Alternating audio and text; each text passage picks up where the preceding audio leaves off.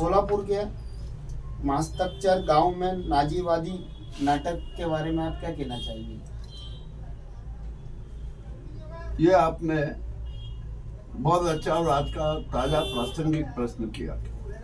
आइए अब हम इसके बारे में पूरी विस्तार से बात करते हैं। हुआ ये कि सोलापुर के एक गांव है जो मॉरिशस गांव का जिसका नाम है, इसको मास्टरवाड़ी भी कहते हैं।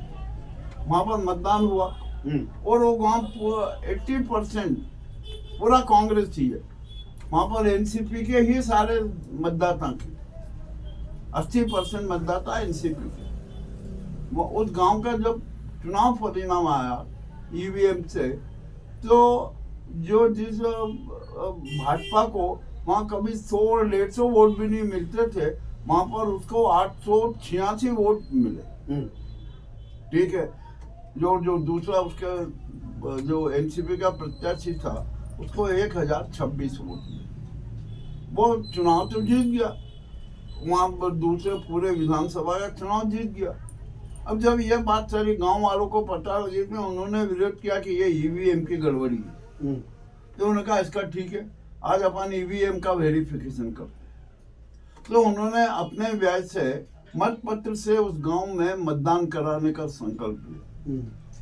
उसकी सारी पूरी व्यवस्थाएं की। वे तहसीलदार के पास में गए, तहसीलदार से कहा कि भैया आप ऐसा कीजिए। तहसीलदार ने नकारा कर दिया क्योंकि मतदान हो गया है, चुनाव परिणाम आ गए हैं, अब इसमें कुछ भी नहीं हो सकता। गाँव वालों ने चुनाव आयोग को भी लिखा, उसने भी कोई जवाब नहीं दिया। परंतु फिर भी गांव वाले पीछे नहीं हटे। उन्होंने पोलिंग बूथ बनाए, 2000 पेपर जो बैलेट हैं वो छपवाए, पूरी व्यवस्थाएं की, मतदान पेटियां लगाई जिनके सकमे नाम से, और पूरा सारा किया। और अपने खर्चे से, कोई उसमें सरकार का 1 रुपया भी खर्च नहीं। ठीक, मतदान शुरू होने वाला था। जैसे ही मतदान शुरू हुआ, प्रशासन की आंखें खुली, दिल्ली तक नाटक हुए कि अरे ये तो ईवीएम की यहाँ पोल खुल जाएगी। तो प्रशासन हरकत में आया। और हरकत में कैसे आया? आपको पता है, अपने यहाँ धारा 144 थी पुराने कानून। नए कानून में धारा 164, उसके तहत सबसे पहले धारा 164 लागू की, जिसके तहत कोई भी 5 व्यक्ति एक स्थान पर खड़ा नहीं हो सकते। दूसरी बात, जब इससे भी बात नहीं बनी तो उन्होंने वहाँ के लोगों को गिरफ्तार करना चालू करा जो मतदान के लिए आ रहे। इससे भी बात नहीं बनी तो उन्होंने कहा ये तो पूरा मतदान हो ही जाएगा। तो उन्होंने, प्रशासन ने छोटे से गांव में कर्फ्यू लागू कर दी। अरे वहाँ भैया कोई हिंसा हो रही थी, खून खराबा हो रहा था, क्या हो रहा था, वहाँ कर्फ्यू की जरूरत क्या थी? आपको तो वहाँ कर्फ्यू लगाना ही नहीं था, आपने कर्फ्यू क्यों लगाया? तो जो ये इस तरह की जो घटनाएं हुई है, ये पूरे केंद्र सरकार से लेकर चुनाव आयोग और महाराष्ट्र सरकार का एक साथी षड्यंत्र।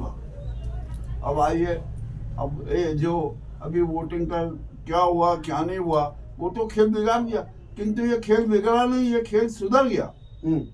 अब तो पूरे देश में इसी प्रकार की प्रथा लागू होगी। मैं इसको जन क्रांति मानता हूँ। ये मत जिहाद है, जनता जिहाद पे उतर रही है, जनता जागृत हो गई है। और जनता जागरूक है, नहीं तुम ईवीएम में गड़बड़ करोगे, हमारे जो मत प्रतिशत है, हमारी जो मत भावना है, हमारे नियम के साथ खेल करोगे, तो ये अच्छी बात नहीं है। अब मैं तो इसके आगे एक बात आपको और कहना चाहता हूँ, और सबसे बड़ी बात यह है कि हमारी जो संसद में सभी बैठने हैं, पक्ष विपक्ष के सांसद बैठने हैं, पूरी कैबिनेट बैठती है, सब कुछ बैठने हैं। तो अब जनता को सिर्फ ये ईवीएम पर आधारित नहीं होना चाहिए। अब तो जनता को इससे भी एक कदम और आगे बढ़ाना पड़ेगा। ईवीएम का मामला तो बहुत उजागर हो गया, निश्चय सुप्रीम कोर्ट भी निर्णय देगी कि ईवीएम से मतदान बैन करा दिया जाए, क्योंकि इसमें बहुत गड़बड़ी है। अब इसके आगे जो जनता को क्या करना है? किसान ने आज दिल्ली में कूच कर दिया, दिल्ली में गिराव के। उत्तर प्रदेश की सीमा पर तो ये हुआ कि किसानों को और ताकत के साथ रोकने का प्रयास किया, बैरिकेड लगाए, परंतु किसानों ने बैरिकेड तोड़ के वे दिल्ली की ओर कूच कर गए। अब यहाँ पर हो गया, जनता में बहुत आक्रोश है, जनता महंगाई से त्रस्त है, हर तरह की कुव्यवस्थाएं, अराजकताएं फैली हुई है और इतना सब कुछ वातावरण है। तो अब जनता को एक नया काम करना पड़ेगा। अब ये जो किसान आए हैं, इनके साथ जनता भी उनके साथ होकर पूरी संसद का घेराव करे और कोरे घेराव से काम नहीं चलेगा। संसद के अंदर सभी लोग घुस जाएं और जो ये सरकार है, जो जनता पर अपना एकाधिकार जमाना चाहते हैं, अपने नाजीबात ठोकना चाहते हैं, उनके खिलाफ भी कार्रवाई करें। कोई बात नहीं कि एक बार हिंसा फैल जाएगी, हो जाएगी हिंसा, मारा पीटी होगी, ये होगा, पुलिस दमन करेगी, उसमें हो सकता है जो संसद के अंदर गए हों उनमें से कुछ लोग शहीद भी हो जाए। परंतु ये जो उनका जो शहीद होना इस देश की रक्षा के लिए, प्रजातंत्र की रक्षा के लिए, लोकतंत्र की रक्षा के लिए अनिवार्य है। और यदि ऐसा हो गया तो जो भी निकट भविष्य में सरकार बनेगी वो सरकार अपना नाजीबात नहीं थूक सकेगी।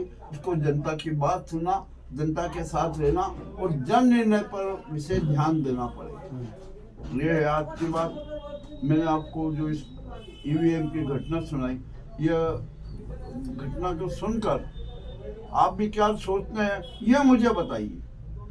मैं आपसे अब प्रश्न कर रहा हूँ, आप हमेशा मुझसे आपकी बात जो है जनता तक पहुँचती है, बहुत अच्छी बात है। नहीं, आप क्या सोचते हैं? मैंने आपको कथा सुना दी। नहीं, हम भी यही सोचते हैं, जनतंत्र और इसकी लोकतंत्र की रक्षा होना चाहिए। अब जनता के हाथ में है। हमने तो रामायण सुना दी, गीता सुना देते हैं और जब प्रश्न पूछते हैं तो लोग जब उनसे पूछते हैं कि भैया अब सीता जी राम की कौन थी, तो कुछ लोग कहते हैं वो उनके भाभी थी, कुछ लोग कहते हैं वो लायू थी। तो इस प्रकार का एक जो जनसोच बना हुआ है वो जनसोच भी खत्म होना चाहिए। जनता जागृत होगी, जनता को ऐसी हमको उम्मीद लग रही है। और यह जनता को चेतन और जागृत करने का दायित्व देश की समाज पालिका को, और समाज पालिका में कुछ भी चले, आप ये मत सोच ले कि पूरी समाज पालिका जन चेतना ला देगी, प्रजातंत्र की रक्षा कर लेगी, जनता की रक्षा कर लेगी, संविधान की रक्षा की। ये कुछ ही करेंगे, वो अपनी स्वयं की रक्षा करेंगे धनखोरी करके। और कुछ ही जो है, जो देश के रक्षक हैं, सब रक्षक हैं, वो अब तो 1% बल्कि अब तो दशमलव में हो गए। यह मैं आपसे ये कहना चाह रहा था, आपसे जानना चाह रहा था कि आपने जब ये कहानी सुनी तो आप इस कहानी पे जो आप निर्णय देना चाहते थे, बड़ी अच्छी बात है कि आप जिस कहानी से अच्छा सबक लेकर कम से कम प्रजातंत्र के पक्ष में है, जनतंत्र के पक्ष में। आपका नाम? केसी यादव, ग्राउंड रिपोर्ट मुकेश लश्करी, थीम न्यूज चैनल। ठीक है।